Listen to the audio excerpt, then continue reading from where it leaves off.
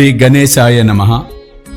ఓ సర్వాధార, మయూరేశ్వర, సర్వసాక్షి గౌరీకుమార, ఓ అచింత్య లంబోదర, శ్రీ గణపతి పాహిమాం పాహిమాం. నీవు సకల గణాలకు ఆదీశ్వరుడు, అందుకే నిన్ను గణేశుడని అంటారు. సకల శాస్త్రాలు నిన్ను అంగీకరిస్తున్నాయి. మంగళరూప, ఫాలచంద్ర, శారద, వాగ్విలాసిని, నీవు పదాలను సృష్టించిన వాగీశ్వరివి. నీ అస్తిత్వము వలన జగత్తులోని వ్యవహారాలు నడుస్తున్నాయి. నీవు గ్రంథకర్తల దేవతవు. నీవు దేశానికి ఎల్లప్పుడూ భూషణానివి. అన్నిటి యందు నీ శక్తి అగాధము. జగదంబ, నీకు మనఃపూర్వక నమస్కారం. ఓ పరబ్రహ్మ, సాధు సజ్జన ప్రియ, ఓ సగుణరూప, పండరీనాథ, కృపాసాగర, పరమదయామయ, పాండురంగ, నరహరి. నీవు అందరినీ నడిపించే సూత్రధారివి. నీవు జగమంతటా వ్యాపించి ఉన్నావు. సకల శాస్త్రాలు నీ స్వరూపాన్ని పరిశోధిస్తున్నాయి. ఓ చక్రపాణి, నీవు పుస్తక జ్ఞానులకు అంతుపట్టవు. ఆ మూర్ఖులందరూ వాద వివాదాలు చేసేవారు. సాధువులు మాత్రమే నిన్ను తెలుసుకోగలరు. మిగిలిన వారు మౌనంగా ఉంటారు. నీకు సాదరంగా నా సాష్టాంగ నమస్కారం. ఓ పంచవక్త శంకర, కపాలధారి, ఓ నీలకంఠ దిగంబర, ఓంకార స్వరూప పశుపతి, నీ నామాన్ని స్మరించిన వారి దైన్యము వెంటనే తొలగిపోతుంది. ధూర్జటి, నీ నామము యొక్క మహిమ ఇటువంటిది. నీ చరణాలకు వందనము చేసి నేను ఈ స్తోత్రాన్ని రచిస్తున్నాను. నీలకంఠ, దీనిని సంపూర్ణంగా చేసేలా సహకరించండి. ఇప్పుడు అత్రిసుతునకు, ఆది నారాయణునకు, తుకారామునకు, అనేక సత్పురుషులకు మరియు భక్తులందరికీ నమస్కారం. జయ జయ సాయినాథ, పతితపావన, పరమదయాలు, మీ చరణములందు శిరస్సు ఉంచుతున్నాను. అభయాన్ని అనుగ్రహించండి. మీరు సుఖానికి నిలయమైన పరబ్రహ్మ పురుషోత్తముడైన విష్ణుమూర్తి మీరే. అర్ధనారీశ్వరుడు, మదనాంతకుడు కూడా మీరే. మానవ శరీరాన్ని ధరించిన పరమేశ్వరులు మీరు. జ్ఞానాకాశంలోని భాస్కరులు, దయాసాగరులు మీరు. భవరోగానికి సూచన మీరు. హీనులకు, దీనులకు చింతామణి, భక్తులకు పవిత్ర గంగాజలం మీరు. ప్రపంచంలో మునిగిపోయే వారిని తరింపచేసే నౌక, భయభీతులకు ఆశ్రయం మీరు. జగత్తుకు కారణం, దయాగన, నిర్మల చైతన్యమైన ఈ సృష్టి విలాసమంతా మీదే. మీరు జన్మరహితులు, మీకు మృత్యువు లేదు. బాగా పరిశోధిస్తే చివరకు ఇదే అవగతమవుతుంది. జనన మరణాలు రెండు అజ్ఞానం వలన కలుగుతాయి. మహారాజా, మీరు రెంటికి అలిప్తంగా ఉంటారు. నీరు ఒకచోట ఊటలా ప్రకటమైంది. అయితే అది అక్కడే పుట్టి పైకి వచ్చిందా? అది ఆది నుండి అక్కడ పూర్ణంగా నిండి ఉండి లోపలి నుండి వచ్చిందా? అంతే. ఒక లోతు గుంతలో నీరు ఊరితే దానిని బావి అని పిలుస్తాం. నీరు లేకపోతే అది ఒక గుంత మాత్రమే. నీరు గుంటలో ఊరటం లేదా ఎండటం ఇది నీటికి అసలు పట్టదు. నీటికి, నీటి గుంతకు అసలు ఏ విలువ ఇవ్వదు. అయినా నీరు నిండుగా ఉన్నప్పుడు గుంతకు మాత్రం గర్వం. అలా నీరు బాగా ఇంకిపోగానే దైన్యావస్థను పొందుతుంది. ఈ మానవ శరీరం నిజంగా గుంత వంటిది. ఇందులో శుద్ధ చైతన్యం, నిర్మలమైన నీరు. గుంతలు అసంఖ్యాకంగా ఉన్నా నీరు అన్నింటిలో ఒక్కటే. దయామయ, జనన మరణాలకు అతీతమైన మీరు అజ్ఞానమనే పర్వతాన్ని ఛేదించడానికి వజ్రాయుధం కావాలి. భూమిపై నేటి వరకు అనేక గుండాలు వెలిశాయి. ఇప్పుడు ఉన్నాయి, ఇక ముందు ఉంటాయి. ఆయా ప్రత్యేకమైన గుండానికి విశేషమైన నామరూపాలు ఉంటాయి. వాని ద్వారానే గుర్తించగలం. అయితే చైతన్యాన్ని నీవు, నేను అని అనటం ఉచితం కాదు. ఎందుకంటే చైతన్యంలో ద్వైతం లేదు కనుక. పైగా చైతన్యం జగమంతటా వ్యాపించి ఉంటుంది. అటువంటప్పుడు నీవు నేను అను భావన అక్కడ ఎలా సంభవం? మేఘాలలోని నీరు అంతటా ఒకేలా ఉంటుంది. భూమిపై పడగానే ఆ నీటికి అనేక భేదాలు కలుగుతాయి. గోదావరిలో పడిన నీటిని గోదావరి అంటాం. బావిలో పడిన నీటికి నదీ జలానికి ఉన్న పవిత్రత లేదు. గోదావరి సత్పురుషుల వల్లే పవిత్రం.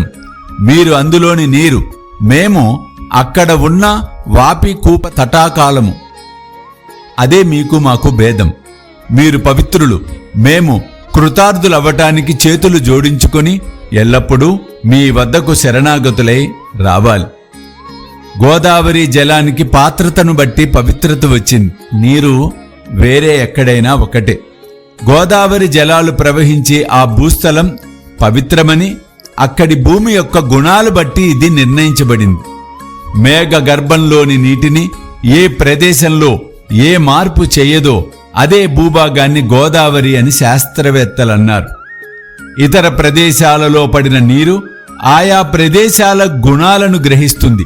మొదట్లో మధురంగా ఉన్న నీరు ఆయా ప్రదేశాలలోని ప్రభావం వలన అనారోగ్యంగా, ఉప్పుగా, వగరుగా మారుతుంది. గురువరా, మీ పట్ల కూడా అట్లే కామక్రోధాది అరిషడ్వికారాల మాలిన్యాలు లేని పవిత్ర శరీరానికి సత్పురుషులనే నామము శోభిస్తుంది. అందుచేత సత్పురుషులు గోదావరి అని నేనంటాను. సకల జీవులలో మీ యోగ్యతే శ్రేష్టమైనది. జగత్తు ఆరంభమైనప్పటి నుండి గోదావరి ఉంది. నీరు కూడా ఏ లోపం లేకుండా ఈనాటి వరకు పరిపూర్ణంగా ఉన్నది. శ్రీరాముడు గోదావరి తీరానికి వచ్చినప్పుడు నదిలో ఉన్న నీరు ఇప్పటిదాకా ఉంటుందా? నీరు ఉన్న స్థలం మాత్రం మిగిలింది. నీరు సాగరంలో కలిసిపోతుంది. అయినా నీరు ఉన్న స్థలము యొక్క పవిత్రత నేటి వరకు స్థిరంగా ఉంది. ప్రతి సంవత్సరము పాత నీరు పోయి క్రొత్త నీరు వస్తూనే ఉంటుంది. మీ పట్ల కూడా ఇదే న్యాయం. ఒక శతాబ్దంలోనిదే సంవత్సరం. ఆ శతాబ్దంలోని సత్పురుషులు నీటి ప్రవాహం వంటివారు, సాధువులు ఆ నీటిపైన అలల వంటివారు. ఈ పవిత్ర గోదావరి వద్దకు ప్రథమ శతాబ్దంలో సనత్ సనకనందనాదులు వచ్చారు. తరువాత నారద, తుంబుర, ధ్రువ, ప్రహ్లాద, బలి మొదలగు రాజులు, శబరి, అంగదుడు, హనుమంతుడు, విదురుడు, గోప గోపికలు వచ్చారు. ఇలా ఈనాటి వరకు ప్రతి శతాబ్దంలోనూ పుష్కలంగా వచ్చారు. వారిని వర్ణించడానికి నేను అశక్తుణ్ణి. ప్రస్తుతం ఈ శతాబ్దంలో పవిత్ర గోదావరి సమీపాన సాయినాథులై మీరు వచ్చారు. అలా మీ దివ్య చరణాలకు నేను వందనం చేస్తాను. ప్రభూ, నా దుర్గుణాలను పరిగణలోనికి తీసుకోకుండా వేడుకుంటున్నాను. నేను హీనుణ్ణి, దీనుణ్ణి, అజ్ఞానుణ్ణి, పాతక శిఖామణిని, ఇలా సకల చెడు లక్షణాలు కలవాణ్ణి. అయినా దేవా, నన్ను ఉపేక్షించకండి. పరుసవేది ఇనుములోని దోషాలను పట్టించుకోదు. గోదావరి ఊరిలోని కాలవలను బహిష్కరించదు. బాబా, మీ కృపా కటాక్షాలతో నాలోని సకల కల్మషాలను త్వరగా తొలగించండి. ఇదే ఈ దాసుని విన్నపం. పరుసవేది సాంగత్యంలో ఇనుము బంగారం కాకపోతే ఆ లోపము పరుసవేదిది. మీరు పరుసవేది, నాలో పరివర్తన రాకపోతే ఈ లోపం మీపైన ఆపాదించకూడదు. ఆ అప్రతిష్ట మీకు రాకూడదు. కనుక నన్ను పాపిగా ఉంచకండి. పిల్లలు ఎల్లప్పుడూ తప్పులు చేస్తూ ఉంటారు, కానీ తల్లి కోపించుకోదు. దీనిని దృష్టిలో ఉంచుకొని బాబా నన్ను అనుగ్రహించండి. ఓ సద్గురు సాయినాథ, మీరే మా కల్పతరువు. భవసాగరాన్ని తరింపచేసే నౌక నిశ్చయంగా మీరే. మీరు కామధేనువు, చింతామణి. మీరు జ్ఞానాకాశంలోని భాస్కరులు, సద్గుణాల గని, స్వర్గానికి సోపానం.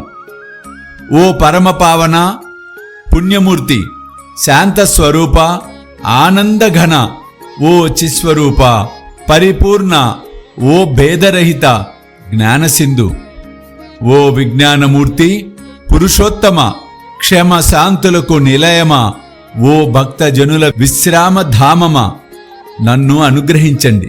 మీరే మహాత్ములైన జాలందర్, మీరే నివృత్తినాథ్ జ్ఞానేశ్వరులు, కబీరు, షేక్ మహమ్మద్ ఏకనాథులు మీరే. మీరే బోధలా, సావతామాలి, సమర్థ రామదాసు మీరే. సాయినాథ మీరే తుకారాముడు, మీరే సకారాముడు, మీరే మాణిక్య ప్రభు. ఈ మీ అవతారాల లక్ష్యం అనూహ్యం. మీరు మీ జాతిని గూర్చి ఎవరికీ తెలియపరచలేదు. మీరు బ్రాహ్మణులని కొందరు, యవనులని కొందరంటారు. మీరు శ్రీకృష్ణుని వలె లీలలను ప్రదర్శించారు. శ్రీకృష్ణుని ప్రజలు పలు రకాలుగా అన్నారు. కొందరు ఎదుకుల భూషణుడని అన్నారు, కొందరు పశువుల కాపరి అని అన్నారు. సుకుమార బాలుడని యశోద అన్నది, మహాకాలుడని కంసుడన్నాడు, ప్రేమమయుడని ఉద్ధవుడంటే జ్ఞానశ్రేష్ఠుడని అర్జునుడన్నాడు. ఆ విధంగా గురుదేవా, ప్రజలు మిమ్మల్ని వారి మనసులకు తోచినట్లు భావిస్తున్నారు. మీ నివాస స్థానం మసీదు. మీ చెవులు కుట్టి ఉండేవి. మీరు పాటించిన మహమ్మదీయుల నైవేద్య పద్ధతులను చూచి ప్రజలు మిమ్ములను ముసల్మాను అని తలిచారు. కానీ దయాగన మీ అగ్ని ఆరాధనను గని మీరు హిందువని మా మనసులకు నిశ్చయమైనది. ఈ వ్యావహారిక భేదాలలో తార్కికులు తర్జన భర్జనలు చేస్తారు, కానీ జిజ్ఞాసులు, భక్తులు వీటిని పట్టించుకోరు. మీది పరమ బ్రహ్మస్థితి. జాతి మతాలు మీకు వర్తించవు. మీరు అందరికీ గురుమూర్తి. హిందూ ముసల్మానులలో వైరభావము ఉన్నది. వారిలో ఐక్యతను కలిగించటానికి, భక్తులకు మీ లీలలను చూపించటానికి మీరు మసీదులో అగ్ని ఆరాధన చేశారు. మీరు జాతి మతాలకు అతీతమైన సాక్షాత్ సద్వస్తువు, పరబ్రహ్మ. అందువలన మీరు తర్కానికి అంతుచిక్కరు. తర్క వితర్కాల గుర్రపు స్వారీ మీ వద్ద నిలువజాలదు. అటువంటప్పుడు నా మాటలు నిలువగలవా? అయినా మిమ్మల్ని చూచి నేను మౌనంగా ఉండలేను. కారణం, వ్యవహారంలో స్తుతించటానికి సాహిత్యంలోని మాటలే సాధనాలు. మీ అనుగ్రహంతో ఎల్లప్పుడూ వర్ణిస్తూ ఉంటాను. సత్పురుషుల ఘనత గొప్పది, దేవతల కంటే అధికం. ఎందుకంటే సత్పురుషుల వద్ద నా, నీ అన్న భేద భావనలు ఉండవు. హిరణ్యకశిపుడు, రావణుడు దేవుణ్ణి ద్వేషించుట వలన వధింపబడ్డారు. అలా సత్పురుషుల చేతిలో వధింపబడిన వారు ఒక్కరైనా లేరే? గోపీచందు జాలంధరుని పెంటకుప్పలో పాతిపెట్టినప్పుడు ఆ మహాత్మునికి దుఃఖము కలగలేదు సరికదా? పైపెచ్చు ఆ రాజును ఉద్ధరించి చిరంజీవిగా మార్చాడు. ఇటువంటి సత్పురుషుల మహిమలను ఎంతని వర్ణించగలను? సత్పురుషులు సూర్యనారాయణుని వంటివారు. వారి కృపా జ్ఞాన ప్రకాశం. వారు చల్లటి సుఖాన్నిచ్చే చంద్రుని వంటివారు. వారి కరుణ వెన్నెల వెలుగు. సత్పురుషులు కస్తూరి వంటివారు. వారి కృప పరిమళం వంటిది. సత్పురుషులు చెరుకు రసం వంటివారు. వారి కృప మధురం. సత్పురుషులు దుష్టుల పట్ల, శిష్టుల పట్ల సమాన దృష్టిని కలిగి ఉంటారు. అంతేకాదు, పాపుల పట్ల వారికి ప్రీతి ఎక్కువ. గోదావరి జలంలో శుభ్రపరచటానికి మలిన వస్త్రాలే వస్తాయి. శుభ్రమైన బట్టలు గోదావరికి దూరంగా పెట్టెలో ఉంటాయి. పెట్టెలోని బట్టలు కూడా ఒకప్పుడు శుభ్రపరచటానికి గోదావరికి వచ్చినవే. ఇక్కడ ఆ పెట్టే వైకుంఠము, మీరు గోదావరి. శ్రద్ధ స్నానఘట్టము, జీవాత్మలే వస్త్రాలు. వాటి మాలిన్యం షట్ వికారాలు. మీ పాద దర్శనమే గోదావరి స్నానం. మీరు సకల మాలిన్యాలను తొలగించి నిర్మలంగా చేయగల సమర్థులు. మేము ఈ ప్రపంచంలో మాటి మాటికి మలినమైపోతున్నాం. అందువలన సత్పురుషుల సందర్శనం అవసరం. గోదావరిలో నీరు పుష్కలంగా ఉండి ఆ నీటిని శుభ్రపరచటానికి తెచ్చిన మలిన వస్త్రాలు శుభ్రం కాకుండా అక్కడి స్నానఘట్టాలపై ఉండిపోతే అది గోదావరికి అప్రతిష్ట కదా. మీరు చల్లటి నీడనిచ్చే వృక్షము. మేము తాపత్రయాలనే తీవ్ర ఎండ బాధకు మాడిపోతున్న బాటసారులం. ఓ గురువర్య, కరుణామయ, మమ్ము ఈ తాపత్రయాల నుండి రక్షించండి. చల్లటి నీడ వంటి మీ కృప లోకోత్తరమైనది. నీడ కోసం ఒక వృక్షం క్రింద కూర్చున్నప్పుడు పైనుండి ఎండవేడి తగులుతుంటే ఆ వృక్షాన్ని నీడనిచ్చే చెట్టు అని ఎవరన్నా అంటారా? మీ కృప లేకుండా ఈ ప్రపంచంలో బాగుపడటం జరగదు. ధర్మ సంస్థాపన కొరకు అర్జునునికి శ్రీకృష్ణుడు శకునిగా లభించాడు. సుగ్రీవుని కృపతో విభీషణునికి శ్రీరామప్రభు లభించాడు. సత్పురుషుల వలననే భగవంతునికి ఘనత. వేదశాస్త్రాలు వర్ణించలేని నిరాకార నిర్గుణ పరబ్రహ్మను సగుణ సాకార రూపంలో భూమిపైకి అవతరింపచేసినది సత్పురుషులే. రుక్మిణీ వల్లభుడైన వైకుంఠపతియగు శ్రీకృష్ణుని దామాజీ మాలవానిగా చేశాడు. చోకోబా జగన్నాథునితో పశువుల శవాలను మోయించాడు. సత్పురుషుల మహిమలను ఎరిగి శ్రీహరి సక్కుబాయి ఇంట నీళ్లు మోశాడు. నిజంగా సత్పురుషులు సచ్చిదానంద పరమాత్మను శాసించగలరు. ఇంకా ఎక్కువగా చెప్పవలసిన అవసరం లేదు. ఓ సద్గురు సాయినాథ, సిరిడి గ్రామ నివాస, మీరే మా తల్లి తండ్రి.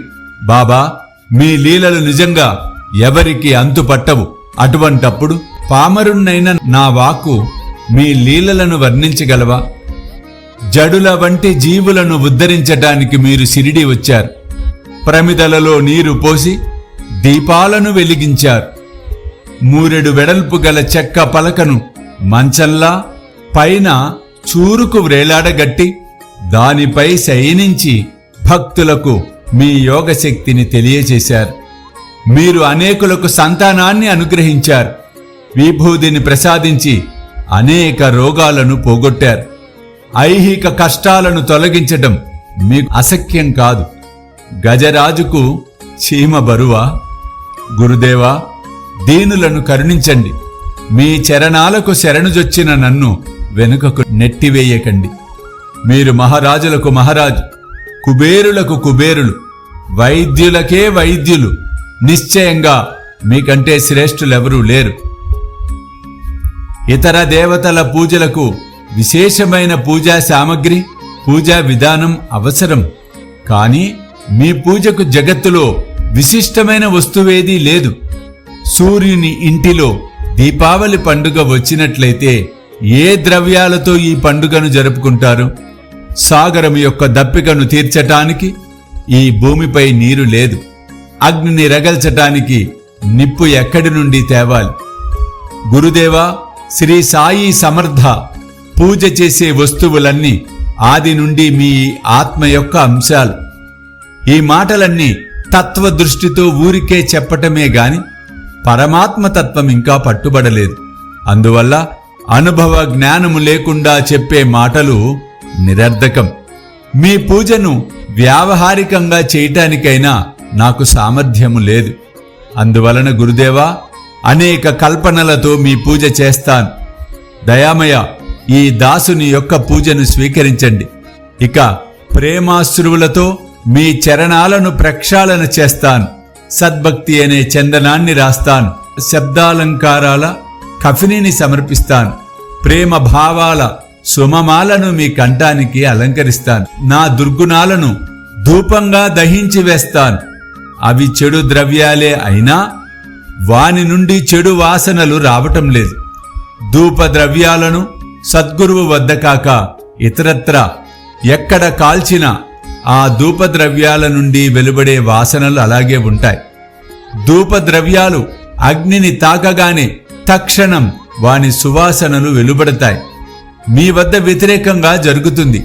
మాలిన్యాలు అగ్నిలో కాలిపోయి సద్గుణాల పరిమళం ప్రపంచానికి తెలిసేలా మిగిలి ఉంటుంది. గంగా జలంలోని మురికిపోగానే నీరు నిర్మలమవటం సహజం. మనసులోని మాలిన్యం పోయి మనసు నిర్మలమవుతుంది. గురుదేవా, నేను మాయా మోహాలనే దీపాలను వెలిగిస్తాను. దాని వలన వైరాగ్య ప్రభలను లాభంగా పొందేలా అనుగ్రహించండి. మీరు ఆసీనులవ్వటానికి శుద్ధమైన శ్రద్ధ అంటే సింహాసనాన్ని అర్పిస్తాను. విరాజమానులై భక్తి అనే నైవేద్యాన్ని స్వీకరించండి. ఆ భక్తి అనే నైవేద్యాన్ని మీరు స్వీకరించి భక్తి రసాన్ని నాకు ఇవ్వండి. ఎందుకంటే నేను మీ బిడ్డను. కనుక మీ బోధామృత రసాన్ని పానము చేసే అధికారము నాకు ఉన్నది. నా మనసును మీకు దక్షిణగా సమర్పించుకుంటున్నాను. దానివలన నాకు ఎటువంటి కర్తృత్వ భావము ఉండదు. ఇక ప్రార్థనాపూర్వక సాష్టాంగ దండ ప్రణామాలను చేస్తాను. స్వీకరించండి. పుణ్యశ్లోక సాయినాథ. ఓం శాంతి శాంతి శాంతి. సర్వం శ్రీ సాయినాథార్పణమస్తు.